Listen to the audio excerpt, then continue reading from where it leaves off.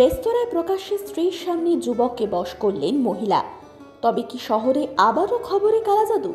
কিন্তু কে এই অলৌকিক সম্পন্ন মহিলা? প্রকাশ্যে এসেছে তিনজনেরই পরিচয়। বশীকরণ জানা ওই মহিলার নাম মোহিনী। পেশায় চিকিৎসক ওই যুবকের নাম অনিকেত, তার স্ত্রী দেবী। তবে এরা সকলেই গল্পের চরিত্র।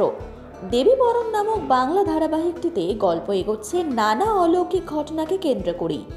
সিরিয়ালে দেবী অনিকেত স্বামী স্ত্রী হলেও দম্পতির জীবনে এসে পড়েছেন তৃতীয় নারী মোহিনী।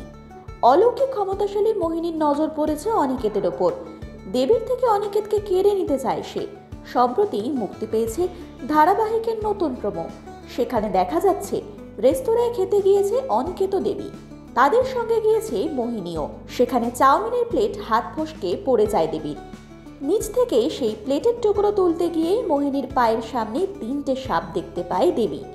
চমকে গিয়ে অনিকেতকে সবটা বলতে যায় সে, কিন্তু এর মধ্যে চোখের জ্যোতি দিয়ে অনিকেতকে বশ করে ফেলে মোহিনী।